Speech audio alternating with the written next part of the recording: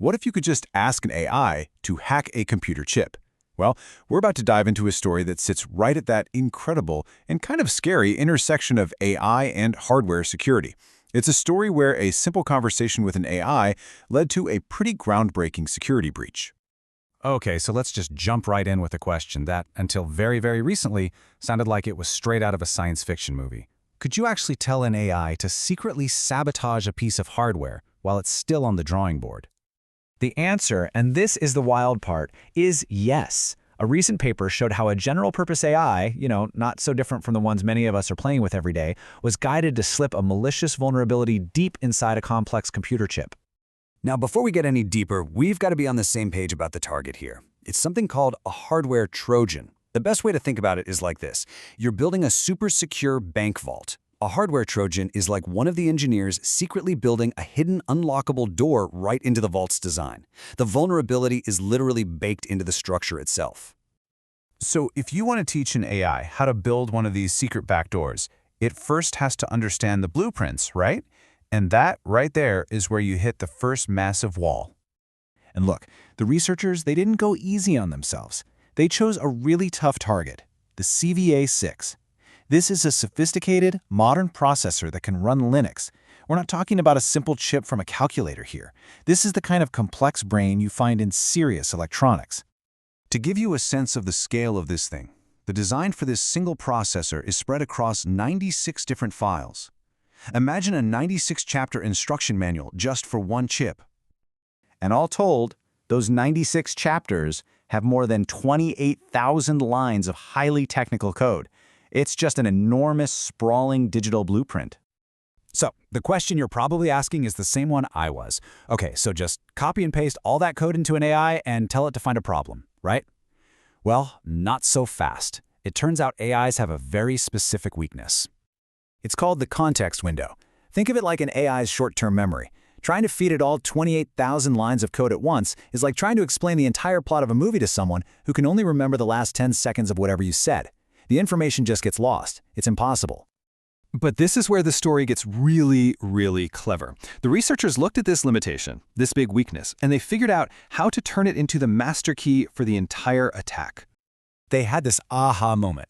They realized they were trying to use the AI all wrong. It's not a super reader that can absorb a whole library instantly.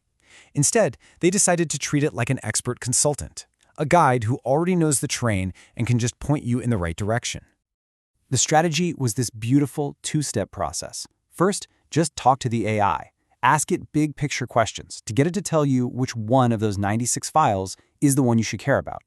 Then, once you've found that single critical file, you feed only that piece of code to the AI for the detailed modification work. And this just lays it out so clearly. The old way meant a human expert had to manually sift through almost 30,000 lines of code looking for a needle in a haystack. The new way, you just have a conversation, ask a few smart questions, and the AI points you directly to the needle. It's a total game changer. Okay, so they've got this new method, they've got their plan. Now it's time to actually put it to the test. So let's walk through how this whole digital heist actually went down, conversation by conversation. So the attacker starts phase 1. And notice, they don't ask about a specific file name or line of code. They just ask a high-level question. They basically say, hey, what part of this chip acts like the security guard that keeps regular programs out of the super-sensitive operating system memory?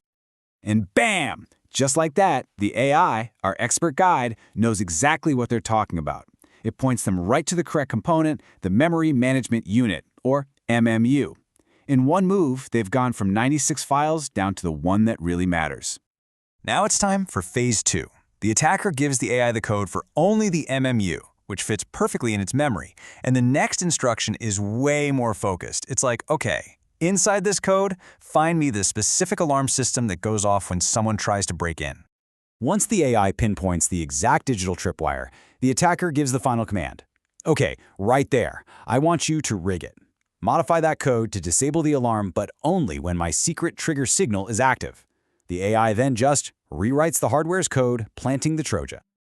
What's really shocking is just how stealthy the result is. The entire CPU uses over 72,000 of these little logic units. The trigger for the Trojan, it only took 26.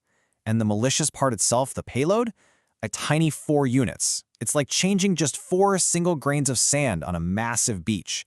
It's almost impossible to find. So, the AI successfully designed the Trojan. The plan worked. But the big question is, did the attack actually work in the real world? And what does all of this mean for the hardware we all rely on every single day?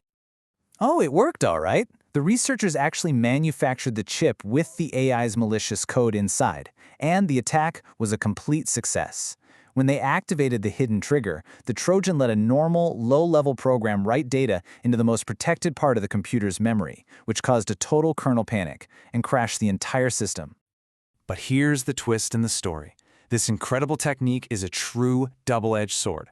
Because while this team used GPT-4 to insert vulnerabilities, other researchers are using very similar AIs to automatically find and fix these exact kinds of security flaws. The AI is both the lockpick and the locksmith.